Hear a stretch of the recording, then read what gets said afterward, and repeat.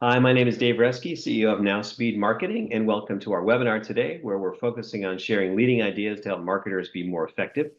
At Nowspeed, our theme this year is playing to win, and we want to share ideas in this webinar that help you win too. If you're joining this webinar just now, feel free to post questions in the comments, and we'll take questions at the end. And my guest today is Ulrika Gerth. She's a senior writer here at Nowspeed. Ulrika, welcome to the webinar. Thank you so much. Today, we're talking about writing better with AI and creating better AI prompts. And I'm so glad you're joining me, Ulrika, because you're a professional writer and you can understand AI writing in a way that most of us mere mortals who play with writing on a daily basis can't. So I'm really looking forward to your perspectives. But just to get us started, tell me about your background as a writer. How long have you been a writer? You don't have to give the exact years if you don't want to, but tell me about some of your background, some of the things you've done. Yeah, so I've actually always wanted to be a writer growing up. That sort of was my goal. So it happened to turn out the way I wanted. And so I started out in journalism, like a lot of people in marketing. And I worked at various newspapers in both the United States and Sweden, where I'm from. And then I made a switch to marketing probably around 8 years ago. And that's where I've been focusing mostly on, content strategy, content marketing. And for the past 2 years, I've been at Nowspeed. That's great. And you've actually written an ebook or quite a long ebook. Yeah, so right before I started working at Nowspeed, I released a book in Sweden and also here, over here was an ebook on the topic of technology pessimism, which was kind of came in handy as I was exploring Chat GPT and Gemini and sort of just kind of taking in this new environment and also trying to understand how this could help me. And rather than taking this negative approach, I had learned how over the years, people had always been sort of taking this negative stance when any innovation was released. So I kind of really taught me that, I'm gonna really approach this with, how can I use it rather than kind of trying to put it down. That's great. See it as a threat. Yeah. And as a writer, a lot of writers do see it as a threat. So you kind of embraced it and are looking for using it as a productivity tool and as a way to help you be more effective. So looking forward to hearing what you've learned about that. And just briefly, what's your writing experience at Nowspeed? What do you do at Nowspeed? So we write, we have such a wide variety of clients. For the past few years, I've been writing a lot in the cybersecurity, vulnerability management, compliance have been a lot of the big areas, but we also do work for, law firms, healthcare.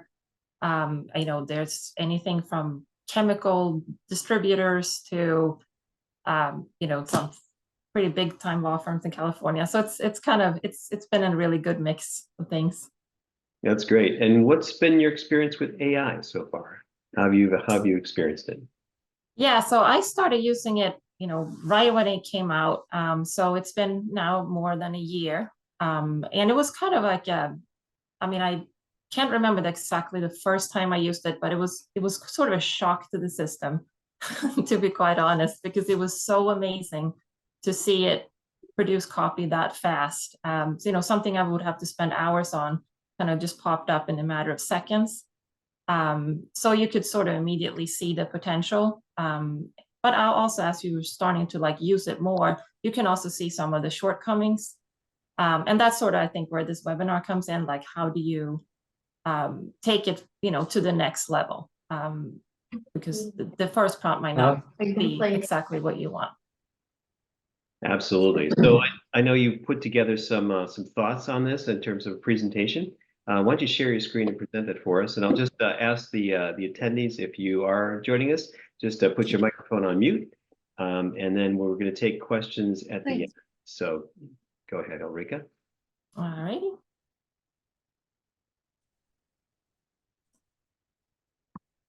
All right. So I put together this presentation kind of to focus on, I put the subhead is how to take content from drab to fab. Just to start off, I use it pretty much. I use the paid version of Chat GPT and the free version of Gemini have signed up for Claude, and I just learned of another tool that I'm going to try out called Perplexity. So I'm basically using, but as of this moment, Chat GPT and Gemini. I kind of use them both. Sometimes I put the same prompt in both platforms and kind of pick and choose what I like the most. Other than just creating content, I obviously use it for summarizing transcripts, big studies. You know, if I don't have time to read a big report, it's come in extremely handy. And also basically said my quick thinking assistant that you can kind of rely on, even when you're tired and you don't feel, you know, at your creative best. I feel like that's when it really comes in handy. But for the purpose of this webinar, I was going to talk more about just the idea of the prompt and how to kind of create the type of content that you're really looking for. So when ChatGPT especially first came out, there was a lot of talk about sort of creating this perfect prompt. And I can just read it, the meticulously crafted input. Oops, sorry. So to guide the AI in producing the, you know, a specific type of response. And it had to minimize ambiguity. So it was kind of this idea that in just a couple of paragraphs, you would create something or write something that would produce this perfect output. The objective would be to clearly state the purpose, what you're working on, whether it's a white paper, a marketing email, social copy, anything sort of define what you're doing, provide the necessary background information and the specifics that set the stage for the response, and then kind of say, you know, what do you want to say? How long should it be? What should the format look like? What should it not talk about? And then also sort of what do you expect the output to be? Like, what's the tone? What's the length, etc. So just to give a structured prompt example here. This would be kind of a very typical prompt. I'm going to focus mostly on the blog post for this webinar. So this prompt is kind of a typical, I'll just read it. So create a comprehensive blog post discussing the impact of vulnerability management on managed service providers. The blog post should cover the following key areas: importance of vulnerability management for MSPs, common challenges in implementing these practices, and the benefits of effective vulnerability management. And they include case studies or real-world examples where applicable.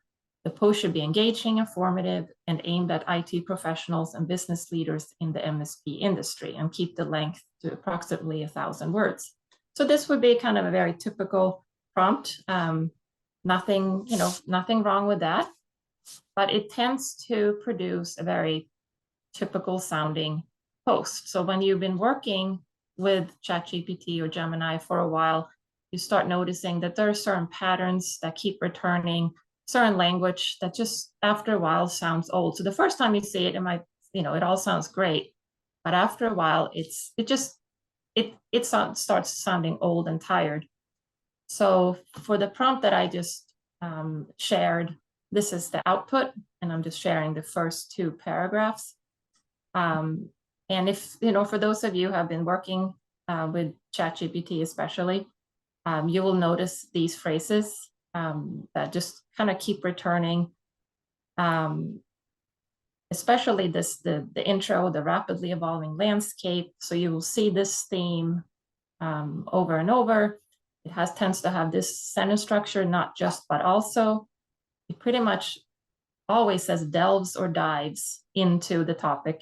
It tends to say pivotal, indispensable, critical, crucial, all those types of words that kind of gives it this sort of telltale sign that, okay, this is definitely written by ChatGPT. Same thing here. It's the last sentence here: vulnerability management is not merely a compliance requisite, but a critical component. That type of sentence structure is also very common. So in order to kind of get rid of that sound, you kind of have to, try again.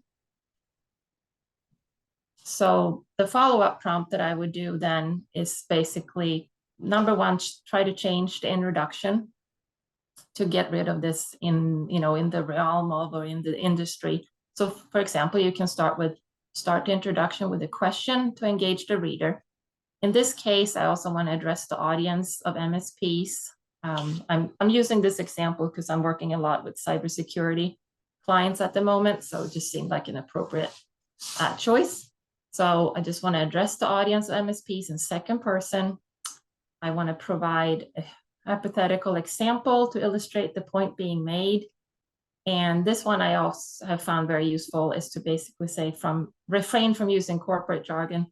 That's it almost feels like the default mode for Chat GPT is to sound just a little dry and use words that normal people just wouldn't use. So by including that, I feel like that's been a pretty effective way of getting rid of that sound. Make the tone accessible but professional. Sometimes when I say make the tone just accessible, kind of tends to go the silly route. So by adding professional, I think that typically gets it where I want it to be for this particular client. Then I also want to just remove delve and indispensable and other words that just seem overused. And I also say I don't want to overdo the not only but also sentence structure, and then I just remind ChatGPT to keep it at 1,000 words. So then the second draft of the copy, start to sound a little different. As you might remember, I had asked them to start with a question. I actually intended the first sentence to be a question, not the headline, but I think it kind of works anyway. So it says, how secure are your clients' networks really? And then it goes into, if you're a managed service provider, your day-to-day responsibilities involve not just managing, but securing a complex web of networks across numerous clients. Now comes the question I had asked for. But when was the last time you took a step back to assess the effectiveness of your vulnerability management strategies? It's a crucial question that could define your success or failure in this high-stakes industry. So I think this is starting to sound better. I got rid of this, in the realm of, I like the fact that it addresses the audience directly. It includes a question that's kind of better for engagement. And then it also has this example that we asked for to kind of make the post more relatable. Imagine this scenario: one of your clients, a mid-sized retail business, falls victim to a ransomware attack just because an outdated application wasn't patched in time. So I think it's definitely getting better. And once I go through and kind of edit it manually, I would take out some things that I did not think it really responded to. It still has this not only, but also sentence structure that, nothing wrong with it, but, when you see it over and over, it does tend to get too repetitive. So based on those examples, I just want to provide a couple of tips. So the first one is basically, it's just the context. What should the AI draw from? Obviously, it has access to a very vast knowledge base, but if there are specific examples and stats and information about the client, that needs to be supplied. And one thing that I found extremely helpful recently is just the fact that you can upload documents, including PDFs, and have them scanned for information, so you can start drawing from that. The other day I had a 100-page report. Obviously I don't have time to read, filled with statistics and numbers and data that was going to be useful, but it takes just a long time to sift through that. So ChatGPT asked it to provide a summary and then base the blog post on that information, especially around all the stats and findings. So that has been really great, especially also for uploading documents. If I have had an interview and takes time to read through your notes, uploading the document will help you just get the summary you want. So number one, so start with the providing the context. Then it's the set and tone and style. This is when I feel like you can really change, get rid of this Chat GPT or Gemini sounding copy, and and make it a little more unique. We have a client who loves baseball, and I'm not a baseball expert, so it's hard for me to come up with baseball analogies.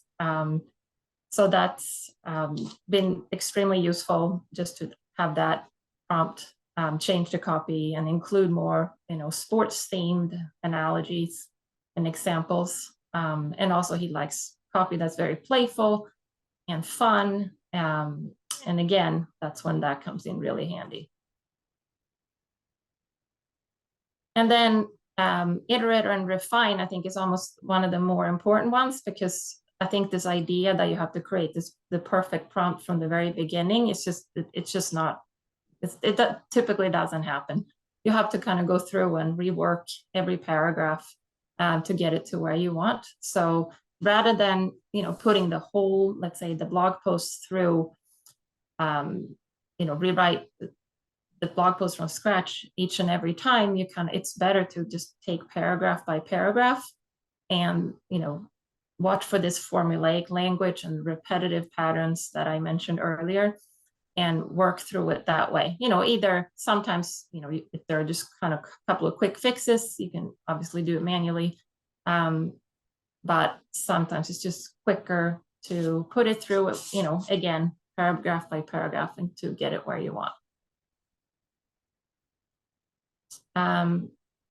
This one is the same thing. There are certain patterns that return. So by basically specifying that you need to include varied sentence structures to avoid this monotony, that I've also found to be pretty helpful.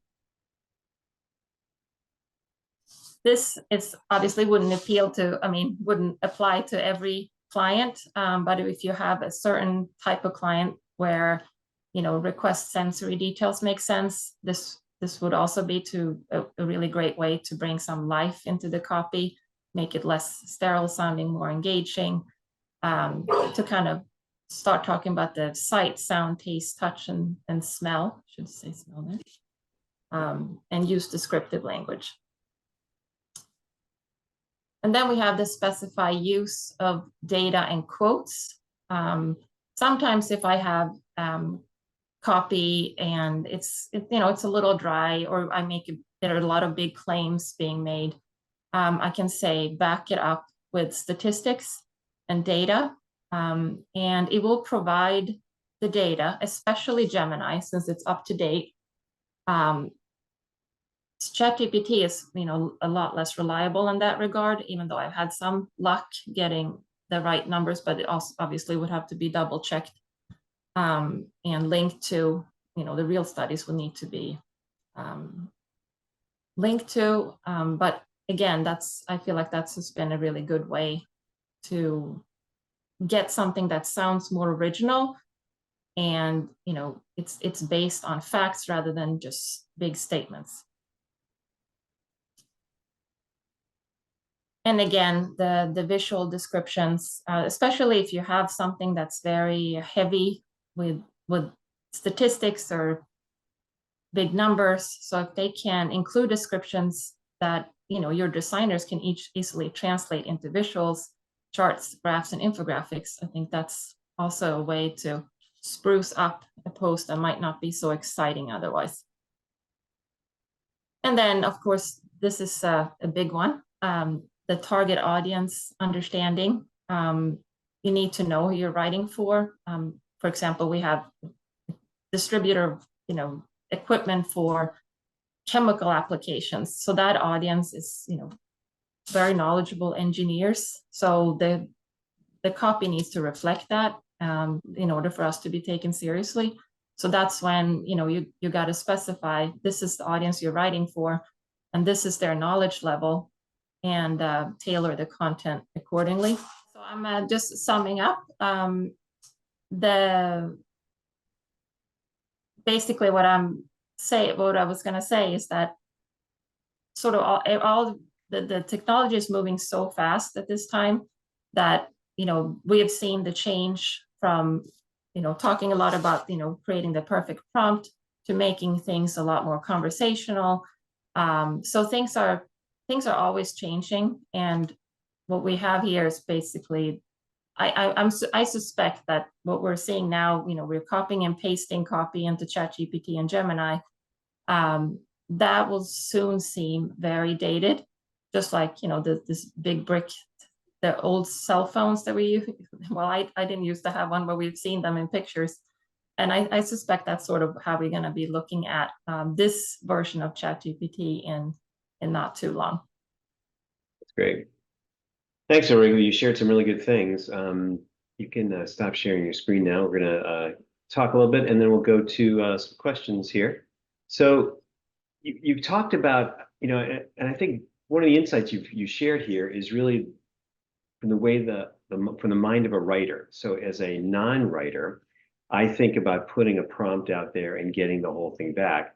But as you talked about context, style, iterating what you're getting back, refining it, asking for varied sentence structure, sensory details, data, quotes, visual descriptions, all those things make the writing much deeper and much richer, which is really why you as a professional writer can use it to get a result that many of us mere mortals don't normally do.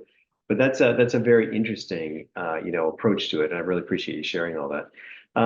How do you recommend that people get started with ChatGPT? How would you say that they should get started in this prompt writing business or getting started with pieces? So I think that, like I said, the focus has changed a little bit from, and I have changed the way I work from being sort of having a very clinical approach, like I'm putting in the prompt and I expect something back, to having more, I'm almost talking to the AI as it was, an assistant or a friend, where I'm saying, I'm having issues with this. Can you help me? So I think that's actually has always been, I feel like you're getting good results if you tend to have a very conversational tone, as if you're just chatting. So I feel like that's always a good way to start.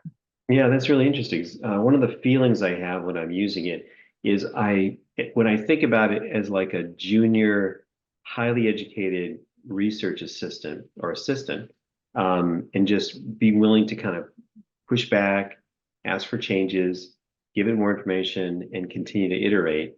That's when it gets better and better.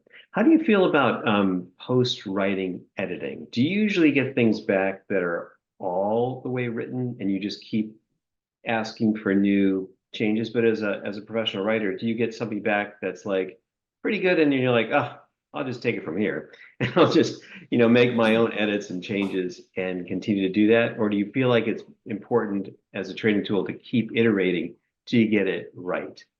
Yeah, at some point, I've definitely go through some rounds of iterations. And like I said, I kind of tend to go paragraph by paragraph too, depending on, what I'm working on. But typically, there will definitely be, quite a bit of time that I spend just kind of manually changing things. Mm-hmm. But I'm tend to be I might be a little bit over the top. I think some people might just be happy with it and kind of call it a day. But I tend to do definitely a once over. But it's okay to do some post editing if you Absolutely. Yeah.